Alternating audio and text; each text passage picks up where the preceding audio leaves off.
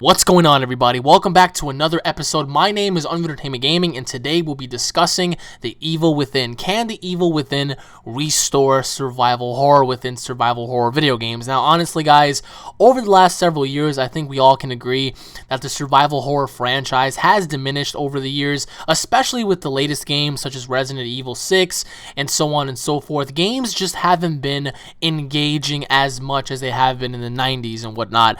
Now, there have been some exceptions in the last decade with games such as Outlast, Slender, Amnesia. Now, the real question is, can the Evil Within restore survival horror where it needs to be restored? Now, can Shinji Mikami get the job done? He is known for being the grandfather of survival horror, working on many projects, some of them being Resident Evil, and so he is back now to direct the Evil Within, a game embodying literally the purest form of survival horror with just unmitigated amount of anxiety, blood, and with a very interesting story, you know, playing as a sort of say detective, walking into many mass murder scenes with an unknown idea on what lurks beyond.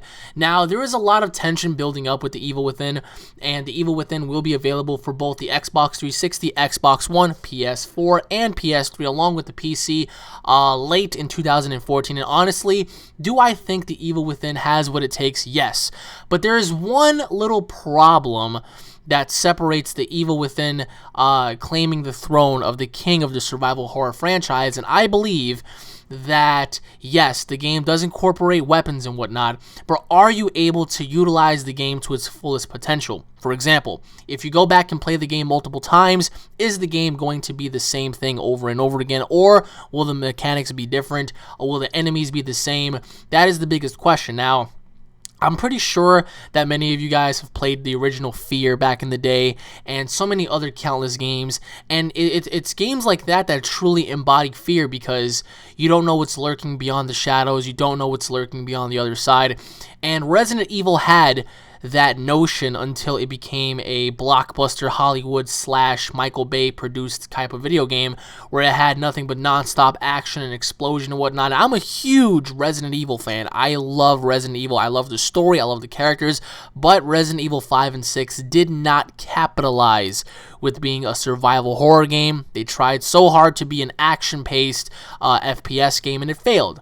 Luckily, Shinji Mikami, who was the director of the previous Resident Evil games, stood up for himself and said, no, this is not what survival horror should be about, and this is what it's about. So honestly, if the game does well, will we see a sequel? I mean, that remains to be unknown at this point, even though the first game hasn't even been released yet. But overall, guys, I think the game will be very good. I'm just a little worried on replay value. For example, if you go back and play the game multiple times, will you have the same experience? I feel like if the game has different experiences every single time you play it, it would be that much better. Personally, for me, I think that that's what separates good games from bad games is replay value. How many of you guys get bored after you beat a certain video game? You play it once, you play it twice, and that's pretty much it. The game looks like it's going to have such an engaging story, and I really cannot wait for this game. I'm a huge fan of survival horror, so this game will revamp the survival horror franchise, but will it claim to be number one within its time frame? You know, I'm questioning it because it's all depending on replay value, and it's all depending on how long or short the game actually is. I really hope that the enemies are different. They look to be different, so that's always good. But I want to know your take. I want to hear your thoughts and your opinions, guys, on the Evil Within. Are you guys going to be getting this game? If so, why? If not, why not? Do you think the Evil Within will be a better game than Resident Evil 7? Because even though it hasn't been confirmed yet, Capcom has been working on Resident Evil 7 for a while now, so do you guys think the Evil Within will capitalize? Let me know in the comment section below, everybody. Thank you all for watching. My name is UnrealEntGaming. If you guys are Evil Within fans, Resident Evil fans, survival horror fans, don't forget to subscribe to my channel for all the latest horror news, information, and updates. If you guys enjoyed the video, hit it up with a like and a favorite. Leave your thoughts in the comment section below, guys, because it's what makes the community special. It's what makes the community as a whole to a certain extent, because with our opinions and our ideas, we are the ones that, you know, ultimately make up the gaming community. So let's all hope that The Evil Within will be a great game. Personally, for me, I think it's going to be a fantastic game. I'm just a little worried on replay value, but we're just going to have to wait and see when it comes out. So thank you all for watching, everybody. Stay tuned for more. God bless you all, and I'll be seeing you all later. Peace.